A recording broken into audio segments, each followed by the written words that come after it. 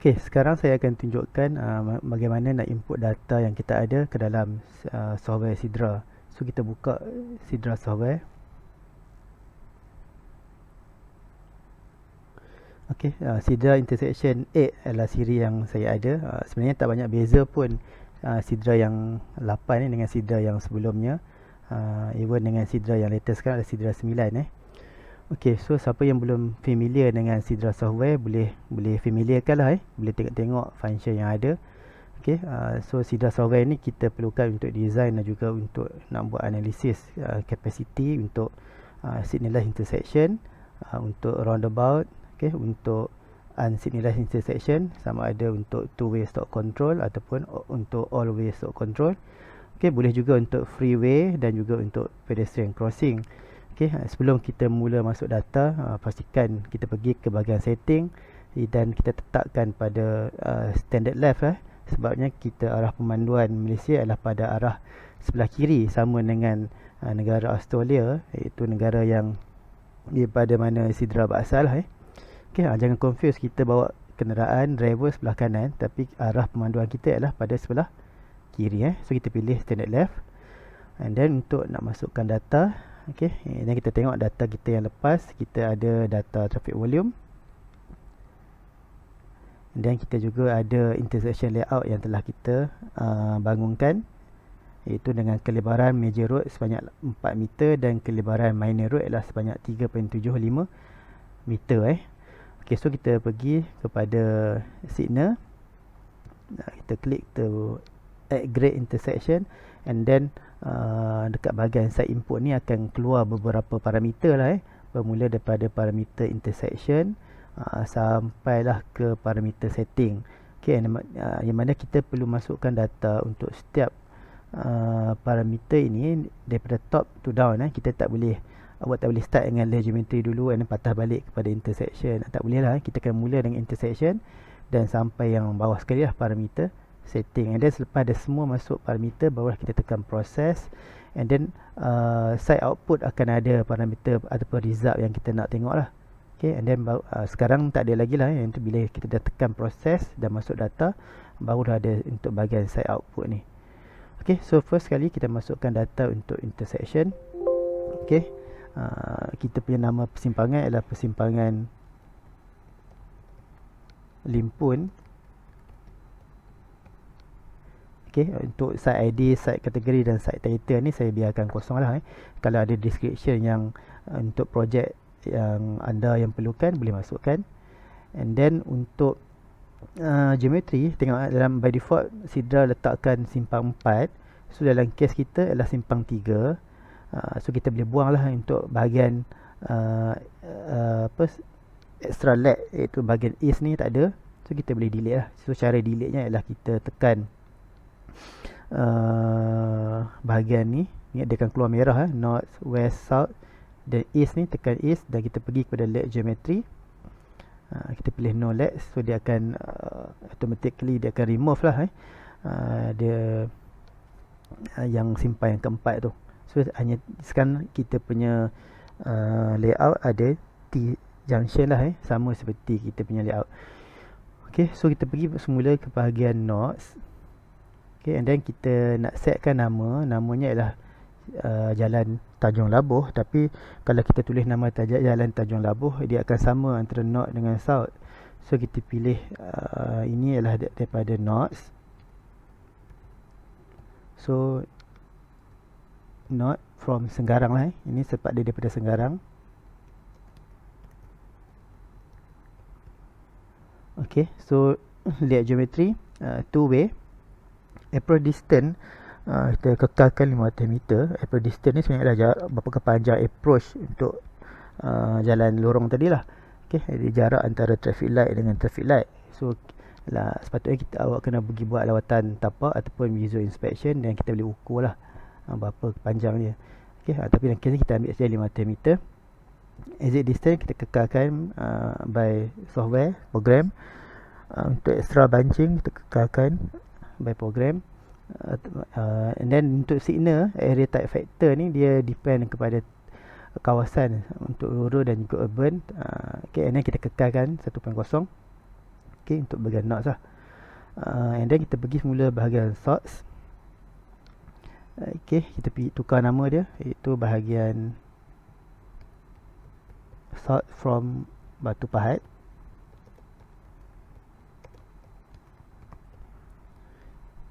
Okay, kekalkan approach distance masih lagi 500 meter.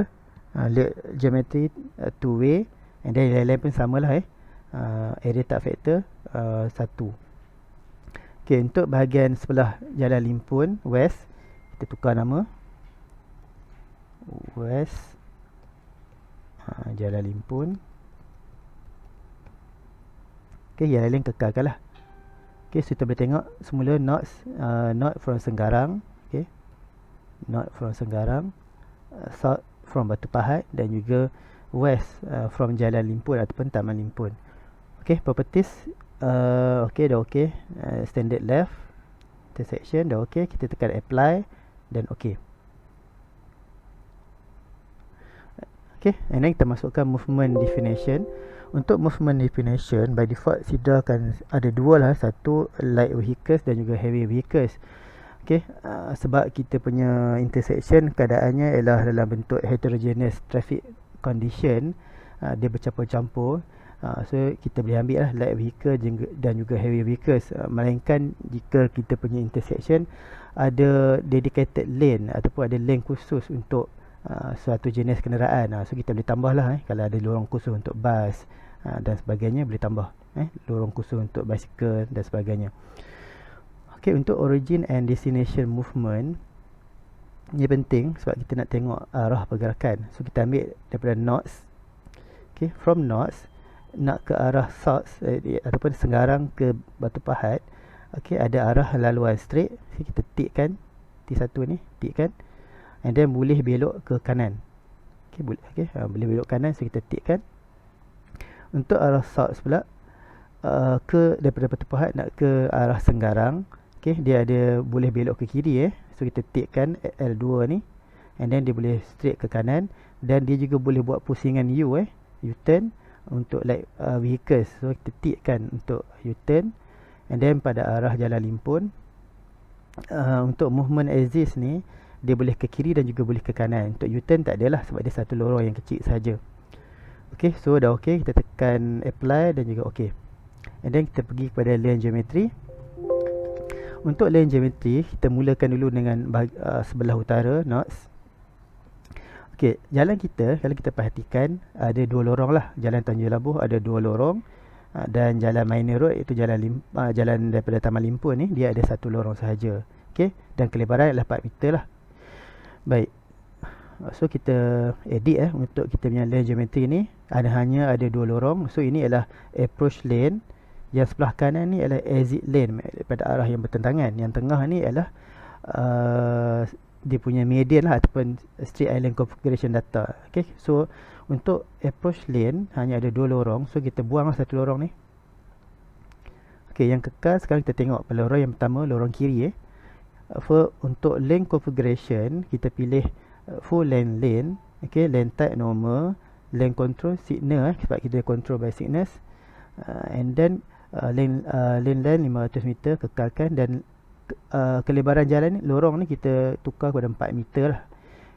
Dia punya gradient kosong, dan color ni kita bezakan, kita ambil yang terang sikit lah. Ini contoh aja Okay, and then kita pergi kepada lane discipline. Masih lagi lorong yang pertama. Untuk lane discipline, okay, dia boleh jalan terus. So kita take jalan terus untuk light vehicle dan juga heavy vehicles. Tapi untuk belok ke kanan tak boleh lah sebab dia berada dalam lorong tepi.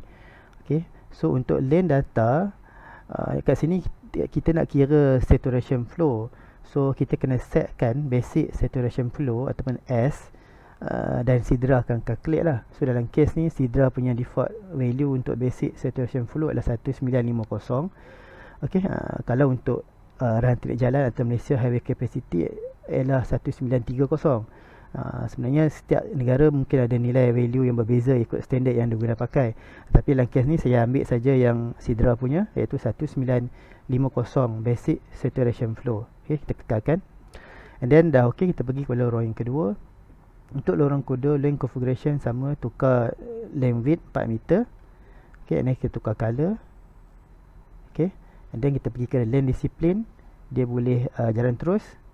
Okay, dan juga boleh belok ke kanan ke? Boleh ke? Tak boleh sebab daripada Senggarang nak boleh Senggarang nak belok ke kanan, ini masih ke arah utara, dia nak belok ke Taman Limpul. So boleh lah, betul dia ada ni right arrow ni, turn right. Okay, and then kita pergi lane data, kita kekalkan basic saturation flow 1950. And then kita pergi kepada kelebaran median tengah ni. So sepatutnya dekat tapak awak kena ukur berapa lebarnya. So dalam kes ni saya ambil 2 meter. Okay, 2 meter bahagian depan dan juga 2 meter bahagian belakang lah. So dia lurus lah, bentuk straight. Okay, so konkret kita letak solid. And then kita pergi ke bahagian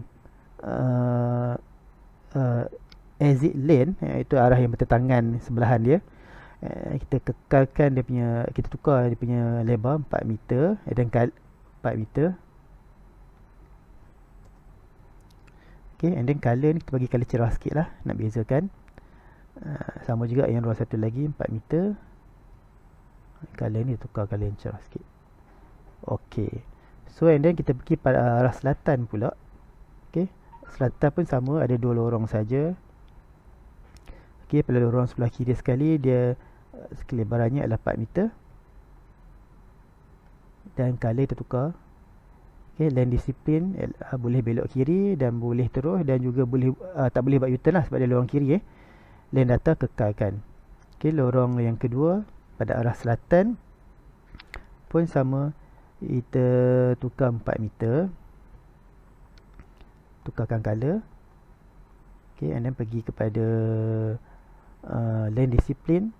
Lane discipline dia boleh buat U-turn tapi hanya untuk light vehicles. Tikkan untuk U-turn. So automatically arrow pusingan U dah bertambah. Cuba tengok sini. Okay, lane data kekalkan, and then kita tukar kepada median size 2 meter depan dan belakang solid. And then pergi kepada exit lane. Exit lane pun kita tukar size lah 4 meter. 4 meter, tukar color yang tadi kita pilih. Yang kedua pun sama, tukar 4 meter. Kita pilih color yang kita pilih tadi lah. Okay, and then kita pergi, ni semua dah tukar. Okay, 4 meter. Okay, 4 meter. Kita pergi kepada arah west. Okay, arah west hanya ada satu lorong, so kita buang. Tinggal satu lorong saja. Okay, contohnya ni yang pertama pada arah ni, dia full length. Okay, full length, normal, signal, and then lebar untuk minor road tadi adalah 3.75 meter. Okay, tukar color kepada color yang kita pilih tadi, and then kita tukar median. Okay, median, kalau ada median, kalau tak ada tak payah buat median. 2 meter, solid. Okay, untuk bahagian exit lane pun kita tukar 3.75 juga. Dan kita akan pilih color yang kita pilih tadi. Okay, okay, lane tak ada. Okay, sebab dah okay, kita akan tekan apply dan okay. So ini kita masuk lane movement. Untuk lane movement, ini kita tengok flow proportion biasanya untuk pada setiap arah. Okay, dah okay dia ni. Kalau ni kita biar kekalkan dalam keadaan asal lah, tak payah ubah. Okay, semua dah okay. And then blockage calibration pun tak ada, kita kekalkan pada proportion 1.0. And then kita pergi kepada pedestrian data. Okay, dalam kes persimpangan tadi memang tak ada langsung pejalan kaki yang lintas. So kita letak none untuk pada setiap arah, setiap approach, none.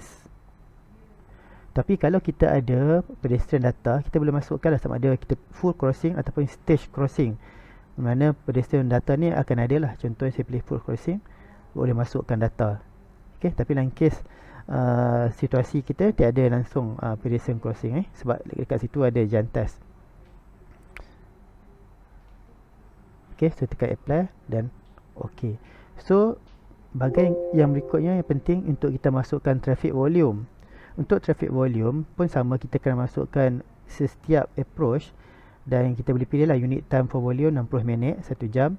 Peak flow period ni kita sebenarnya dia tak influence dekat tak bagi kesan pun dekat pengiraan sidra. So kita setkan 30 minit boleh ataupun tetapkan 15 minit pun boleh. volume data method kita kekalkan untuk jumlah dan juga total and juga dalam bentuk percentage. Okay, first kita nak masukkan data daripada arah utara. So kita tengok balik data kita. Okay, daripada arah utara, yang terus dari Senggarang nak ke Batu Pahat ialah sejumlah 1645, manakala yang nak belok ke kanan sebanyak 45 PCU per hour. So kita masukkan data. Okay, north to south terus sebanyak 1645 1645, manakala yang belok ke kanan sebanyak 45. Okay, so kita check juga percentage heavy vehicles. Kita kira untuk yang terus ada 1%. So kita masukkan 1% heavy vehicles, automatically light vehicle jadi 99 lah. Untuk belok kanan tak ada heavy vehicles lah.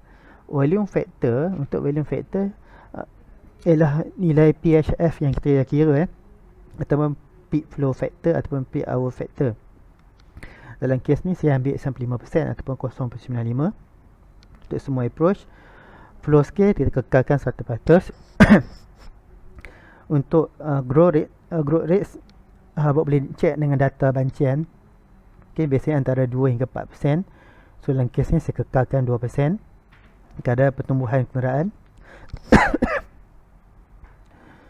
Okay, so selesai untuk note. Ini kita pergi ke bahagian source. Jumlah yang terus ialah 1185. Okay, yang terus 1185. Yang belok kiri ialah sebanyak 67. Yang buat U-turn 19. So heavy vehicle ada sebanyak 7%. Okay, so yang lain volume factor semua kita kekalkan lah. Ini kita bagi bahagian west. Untuk bahagian west belok kiri ada 36. Okay, daripada data kita tadi. Dan belok ke kanan sebanyak 98 PCU per hour. Okay, so volume factor pun kita kekalkan lah. Dan tak ada heavy vehicles so kita tekan apply dan juga okay. So jika ada priorities, kita boleh masukkan data. Dalam kes kita ni tak ada priorities. Okay, and then kita pergi kepada gap acceptance. Okay, gap ni adalah satu parameter penting sebenarnya dalam kita nak buat analisis untuk dekat persimpangan. Okay, sebab gap acceptance yang akan membezakan antara analisis satu kawasan dan juga suatu standard. Okay, tapi dalam kes ni kita ambil gap acceptance data untuk critical gap masa TC critical gap adalah 4.5. Kita ambil yang ada dalam sidra ataupun ada dalam standard Australia. Tak banyak beza dengan JKR punya ataupun Malaysia punya. Dan follow up heatway kita ambil 2.6 second lah, kita kekalkan. Okay, untuk setting kita pilih standard sidra standard Okay, kita ambil sidra standard. Baik. Okay. And then kita pergi kepada vehicle movement data. Okay, the path data, calibration and signal. So dalam kes ni kita kekalkan, tak ada sebarang perubahan lah kekalkan. Pacing and timing ni antara part yang penting juga Okay, dalam kita punya site observation yang lepas, kita dah tengok kita punya existing pace time untuk lokasi kita ada 3 fasa. Okay, fasa 1, fasa 2, fasa 3. Yang mana fasa 1 lampu hijau untuk semua bahagian daripada arah Batu Pahat, fasa 2 lampu hijau daripada arah Senggarang, dan fasa 3 lampu hijau daripada arah Jalan Limpun. So kita setkan dalam sidra lah. Okay, sidra bagi banyak fasa ni, kita ni delete fasa-fasa yang ada ni. Delete pace, just tekan je dan delete pace supaya tinggal 3 je. Okay, sekarang dah tinggal 3 phase. Kita rename balik sebagai phase 1, and then phase 2, and then phase 3. Okay, sekarang kita ada 3 phase. Untuk sequence ni kita pilih variable phasing. Untuk sequence editor ni kita dah ada phase 1, phase 2, phase 3. Okay, and then kita boleh setkan pace 1 semua hijau untuk bahagian south. Okay, seperti yang kita tengok dekat side. Okay, yang lain merah. And then pace 2 kita hijaukan dekat arah Senggarang, daripada arah Senggarang utara. Yang lain kita merahkan, lampu merah. Untuk pace 3 kita lepaskan dekat jalan Limpun. Untuk yang lain adalah merah. So check semula, pace 1, pace 2, pace 3. Okay, and then kita masukkan pace sequence data. Okay, dalam kita punya data collection yang lepas, kita dapati cycle time untuk traffic light ini pada sebelah pagi adalah 110 saat. Okay, sebanyak 110 saat, yang mana dia punya pace time pada untuk fasa 1 adalah 45 second, fasa 2 47 second, dan fasa 3 18 saat. Okay, so kita masukkan data ini dalam Sidra. Okay, kita pilih kita buang untick untuk variable pace ni. Kita setkan pace 1 sebagai reference, and then kita masukkan pace time tadi. Untuk pace 1 47 saat, yang kedua 45, dan yang ketiga 18. So total akan dapat 110 lah. Untuk yellow time kita tukar kepada existing, kita adalah 3 saat. 3 saat kat simpang tadi, dan red 2 saat, so tak ada tukar lah.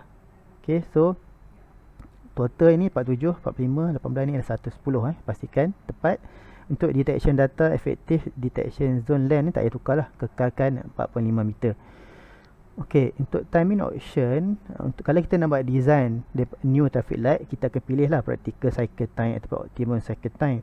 Tapi sebabnya kita nak analyze existing performance, kita akan pilih user given pace time lah. Ok, ini 110 sebab kita punya total. Dan user given pace time, tetik user given pace time. And then kita tengok advance pun tak ada sebarang perubahan lah. Dah ok. So dah ok, kita tekan apply dan ok. And then kita pergi kepada site demand and sensitivity. Kalau ada kita boleh masuk, tapi dalam kes ni tak ada. Dan kita tukar, tengok parameter setting. Untuk option kita pilih saya ambil pilih HCM 2010 untuk nak tengok dari segi in term of delay dan juga vehicle to capacity ratio ataupun degree of saturation. And then kita set target loss D, okay? And then performance measure kita kekalkan dalam delay. Untuk performance measure yang utama kita tengok delay, sebab dari delay ni dia akan calculate level of service. Percentage setkan 95%, yang lain-lain pun tak perlu ubah lah. Untuk model parameters kita kekal ni light vehicle 1.0, heavy vehicle tadi kita ambil 2.25 kalau nak tukar. Okay, depend dekat berapa yang awak pakai dalam pengiraan traffic volume lah. Okay, blockage tolerance kita kekalkan 0. Delay NQ kita pakai HCN delay formula. Okay, dan yang lain-lain ni kekalkan lah. Jika awak ada buat research tambahan yang melibatkan pengiraan kos, boleh tukar lah. Boleh tukar nilai RM. Okay, boleh masukkan berapa nilai petrol dalam negara kita, contohnya RM2 per liter, dan lain lagi lah untuk light vehicle dan heavy vehicle. Okay, and then kalau ada kajian berkenaan dengan fuel dengan emission, ni pun boleh masukkan kalau ada info yang berkenaan. Tapi tumpuan kita dalam untuk NEC ni lebih kepada operational performance, nak tengok capacity dan juga delay dan serta level of service sahaja. Okay, so semua parameter dah masuk. Okay, kita semak intersection kita betul tak. Ini kita intersection kita. Okay, north from Senggarang, south from Batu Pahat, dan west Jalan Limpun. Okay, so kita tekan proses untuk Sidra nak analyze kita punya data. So dia sekejap je, dalam 2-3 saat aja dah ada dia punya side output kat bawah ni. Okay, awak boleh klik satu-satu ni, belek, tengok dia punya pengiraan, intersection summary dan sebagainya. Mana-mana yang penting boleh copy, masukkan dalam report lah. And then untuk kita tengok movement summary, saya nak highlightkan movement summary. Okay, so dalam case ni kita dapat loss D, okay, dan juga loss F. Okay, loss D dan juga loss F. dan paling ada yang loss F daripada arah utara dapat loss F, yang lain dapat loss D. Okay, and then kita tengok pula lane summary. Okay, sama, dia ada kemungkinan berlakunya halangan ada blockage 28% daripada arah north lah. So 28.7% akan berlaku blockage. Dan kita tengok pula summary of level of service. Okay, ini mungkin awak boleh figure ni boleh ambil dan masukkan dalam report lah summary. Okay, ini loss F pada approach north from Senggarang, loss D pada approach from south, dan juga level of service D daripada arah Jalan Limpun lah. Okay, so itu saja untuk analisa keadaan existing performance of signal intersection. So selamat mencuba.